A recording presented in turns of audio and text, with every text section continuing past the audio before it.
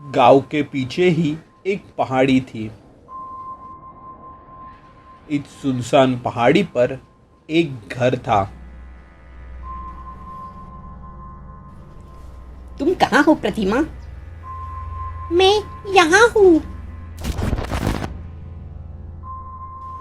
वहाँ अंधेरे में क्या कर रही हो?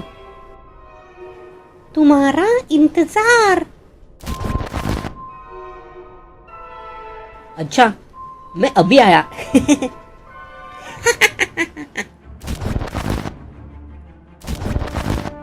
अरे ये क्या? चुड़ैल। चुड़ैल ने उसका सर काटकर उसकी लाश को गांव में टांग दिया। यही समस्या गांव के इंस्पेक्टर को भी सता रही थी।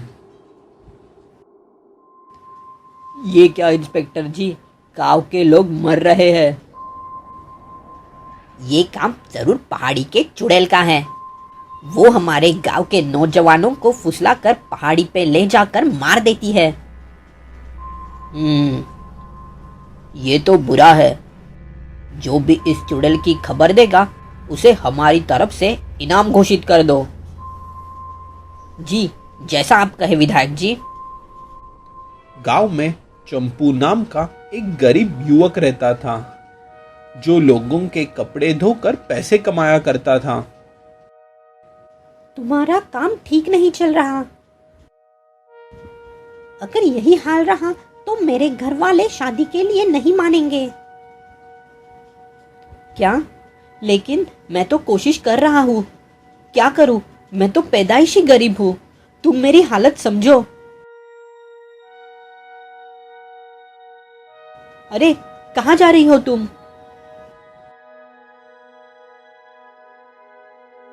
गांव में भेष बदल कर चुड़ैल घूम रही थी।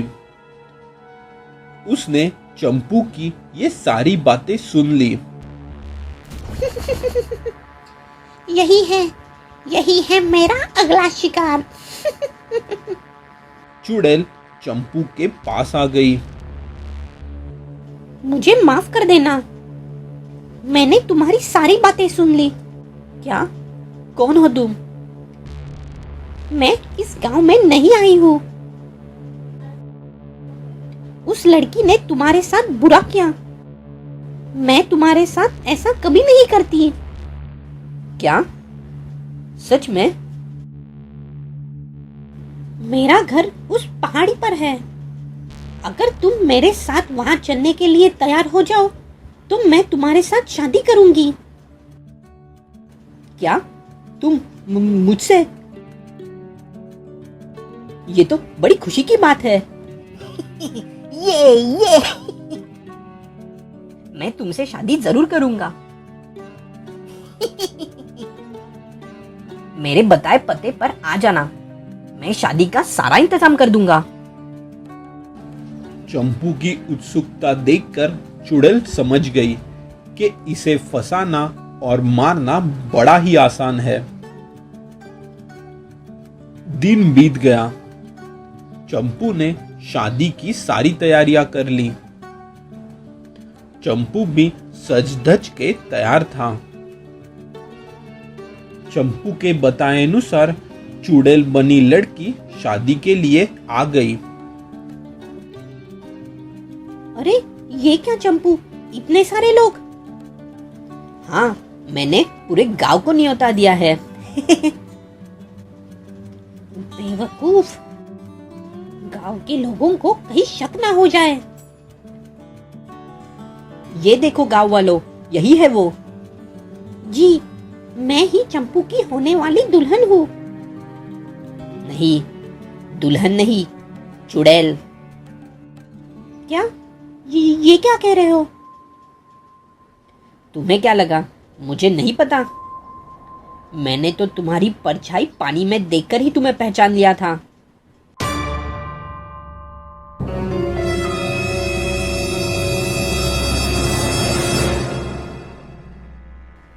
बड़े ही नासमझ हो। ये इतने लोग मिलकर भी मेरा कुछ नहीं बिगाड़ सकते। तुम्हें मेरी ताकत का अंदाजा नहीं है। ए चुप, ये देख, तेरे स्वागत के लिए पंडित नहीं, ये तांत्रिक है। और ये शादी का सामान नहीं, तेरी अंतिम विदाई का सामान है। और हाँ बेवकूफ चुड़ैल, ये कोई शादी का मंडप नहीं, गांव का मंदिर है। क्या? नहीं। चुड़ैल अब डर चुकी थी। तांत्रिक ने मंत्र बोलने शुरू कर दिए। धीरे धीरे चुड़ैल कमजोर पड़ने लगी। चुड़ैल की शादी के दिन ही चुड़ैल का खात्मा कर दिया। कहे अनुसार विनायक जी ने चंपू को इनाम दे दिया, जिससे चंपू ने खुद का व्यापार शुरू कर दिया और वो खुशी खुशी जीवन बिताने लगा।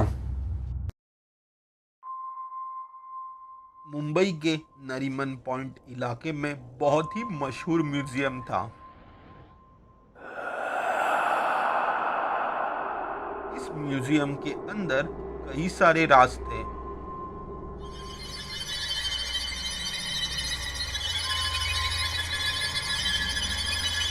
जिसे बाकी लोगों से छुपाया गया था।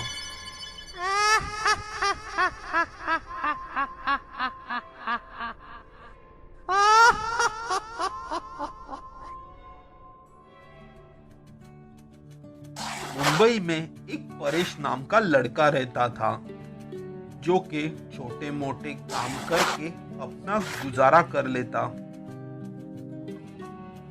बहुत थक गया हूँ। नहीं, काम तो करना ही होगा।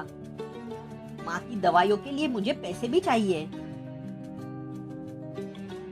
परेश की माँ बीमार रहती थी। उसकी दवाई के खर्चों के लिए वो बड़ी मेहनत करता, फिर भी उसे इतने पैसे नहीं मिलते थे। मैं ज्यादा पढ़ा लिखा नहीं हूँ, मुझे कहाँ अच्छी तनख्वाह की नौकरी मिलेगी। हे भगवान, तू ही कुछ रास्ता दिखा दे। राह पर चलते चलते उसने एक नौकरी की इश्तिहार देखी। अरे वाह, म्यूजियम में सिक्योरिटी गार्ड की नौकरी और तनख्वाह 25,000 हर महीना। ये नौकरी मिल गई तो मेरी सारी समस्या खत्म हो जाएगी।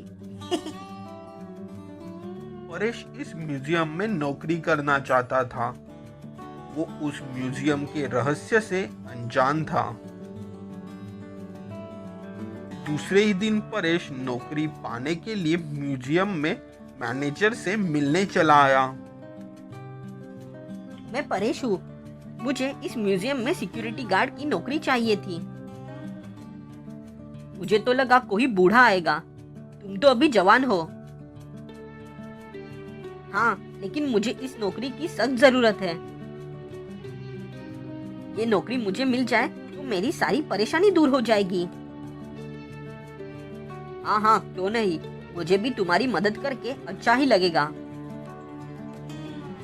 महीने की तनख्वाह मिलेगी, लेकिन याद रहे आंखें खुली रखना और रात को जरा भी नहीं सोना। जी, मेरे काम में कोई कमी नहीं आएगी। शुक्रिया।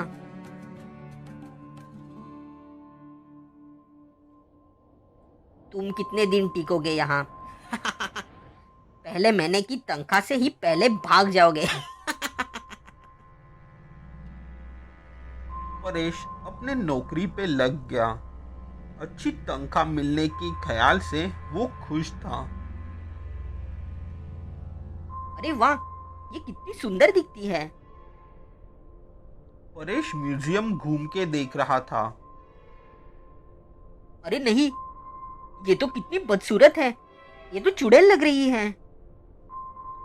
परेश धीरे धीरे उस म्यूजियम में रह के घुलने मिलने लगा।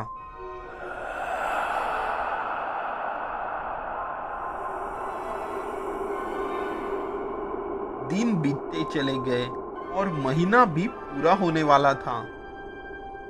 लेकिन आज रात थी पूर्णमासी की। परेश हमेशा की तरह अपना काम कर रहा था।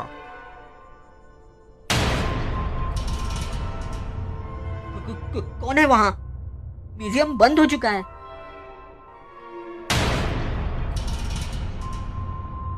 अरे कौन है? क्या कोई चोर है? म्यूजियम के अंदर के फोटो की चुड़ैल जिंदा हो चुकी थी। तुम वो तस्वीर वाली हो, तुम जिंदा कैसे हो गई? हाँ, मैं हर पूरमवासी की रात जिंदा हो जाती हूँ। क्या? मुझे सच में नहीं पता था, मुझे किसी ने बताया भी नहीं। बताएंगे कैसे? सारी कहानी तुम अभी नहीं जानते। कई साल पहले की बात है। चुड़ैल म्यूजियम में तबाही करती है।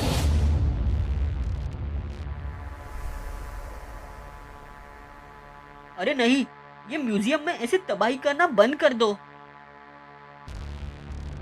नहीं, मैं जब जब जिंदा होगी तब ऐसी ही तबाही करूंगी। देखो, इस म्यूजियम से मुझे अच्छे पैसे मिलते हैं। ये बंद करना पड़ा तो मैं बर्बाद हो जाऊंगा। तुम जो बोलो वो मैं करूंगा। जो चाहिए वो दूंगा तुम्हें। सिर्फ ये तबाही करना बंद कर दो।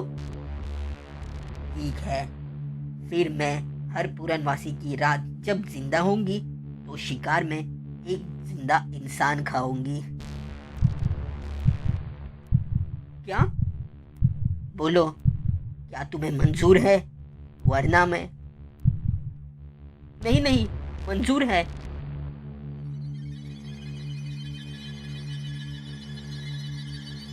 तब से इस म्यूजियम में अलग अलग सिक्योरिटी गार्ड को रखा जाता है। इस म्यूजियम के देखभाल के लिए नहीं, बल्कि मेरे शिकार के लिए।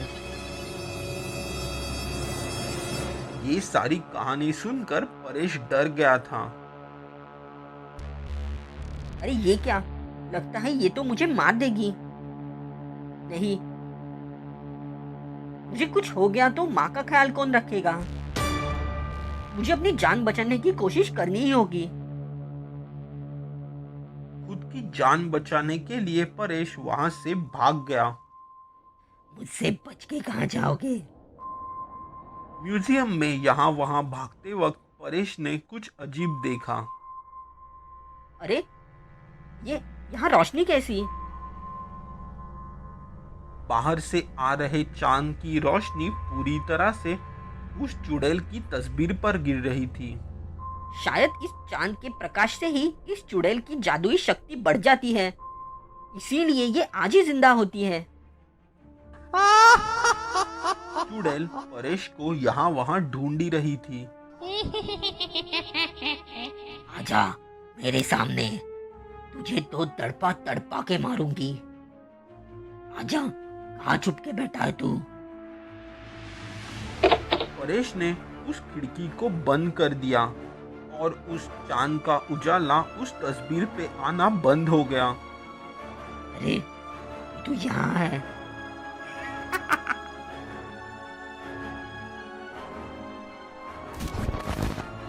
अरे नहीं, ये क्या हो रहा है?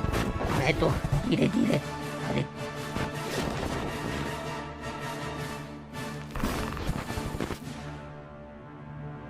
धीरे धीरे चुड़ैल भी गायब हो गई।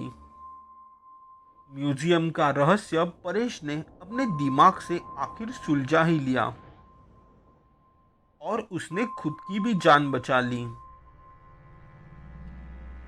जिस कारण खुश होकर मैनेजर ने भी उसे इसी नौकरी पे रख लिया। अब परेश खुशी खुशी जीवन बिताने लगा।